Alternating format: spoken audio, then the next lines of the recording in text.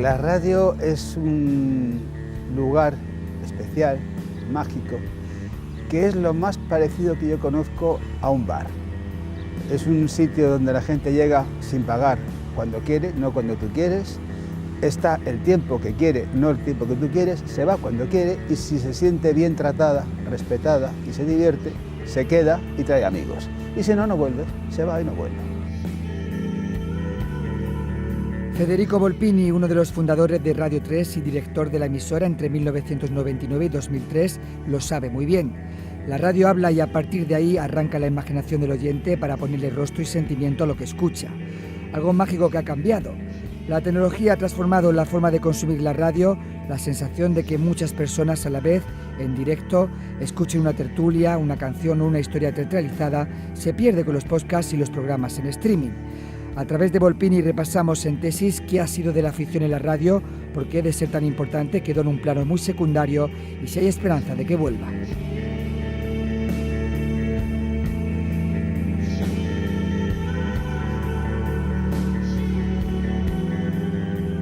Yo empecé en la radio, que hace ya muchos años. Lo cierto es que el panorama de la radio en España era muy variado. Obviamente estaba lastrado por una censura, eso es verdad, que por otro lado también es verdad que se utilizaba mucho la imaginación para eludir en la medida de lo posible esa censura. Pero quitando el aspecto, si es que se puede quitar, puramente político, lo cierto es que el panorama de la radio en España era muy variado. Cada emisora tenía su personalidad, no hacía falta ni siquiera escuchar un jingle para saber que estabas oyendo Radio Peninsular, o Radio Madrid, o Radio Nacional, Radio Juventud. Cada una tenía su carácter muy definido y además hecho con mucha profesionalidad. Cuando Radio Nacional de España decide generar una emisora para jóvenes, por un lado, y por otro lado meternos en un gueto los más díscolos, que las dos cosas en verdad, eso fue un proceso paralelo, se genera Radio 3. Radio 3 empieza siendo, dentro del tercer programa de Radio Nacional de España, un pequeño segmento de 3-4 horas por la noche, muy libre. Yo creo que es la experiencia, junto con Radio Juventud de Madrid, más libre que he tenido profesionalmente, muy libre, El secreto de Radio 3 ha sido siempre ese, que cobrar no cobrábamos mucho, se pagaba muy mal, se sigue pagando muy mal, pero que la libertad era completa. Entonces la implicación de cada programador era absoluta. Hacías lo que sabías hacer, como sabías hacerlo, sin cortapisas. Esto tuvo tanto éxito que pasó de ser de 4 horas diarias a programación completa 24 horas al día.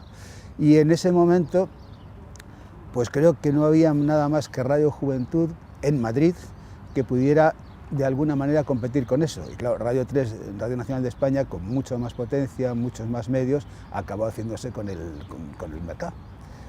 El radioteatro era una de las bazas más cuidadas y con más éxito de público en el panorama de la radio en España.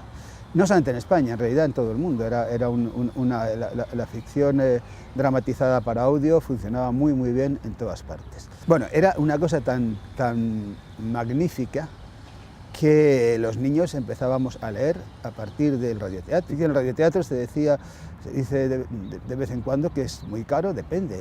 Puede haber producciones muy caras, pero una sola voz contando una historia es radioteatro. Yo tengo la impresión, ya te he dicho que en principio se adujo para terminar con el radioteatro, pues que era antiguo, que era caro, que la televisión estaba ahí y había tomado su lugar. Yo creo que la razón fueron otras.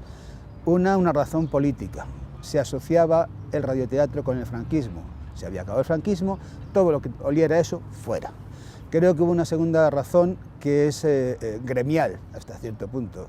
En el momento, el final de la ficción en la radio, el final de verdad, es el 23F.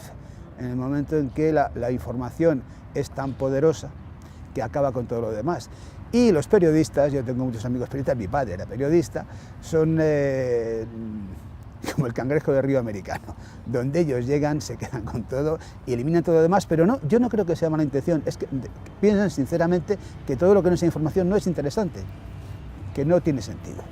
Esa creo que fue la segunda razón. Y luego hay una tercera razón que me parece que es la más evidente y más clara, y es que el radioteatro no es caro, pero es complicado.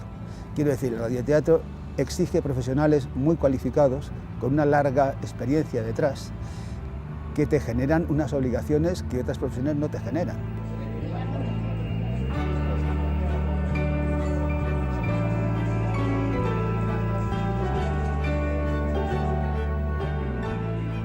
Ahora, afortunadamente, se está recuperando, aunque también es cierto que el radioteatro jamás dejó de existir.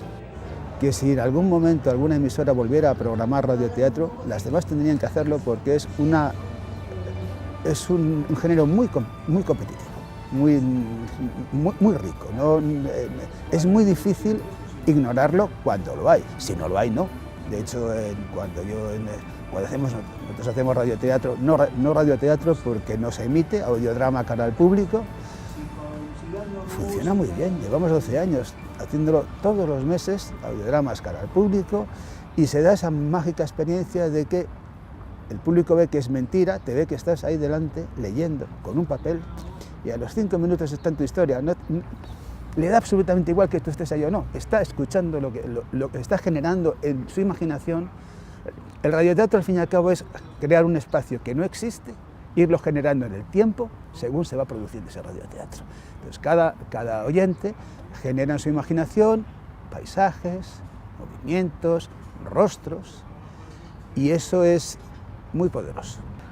No es que tenga futuro, el radioteatro está aquí con muchísima fuerza.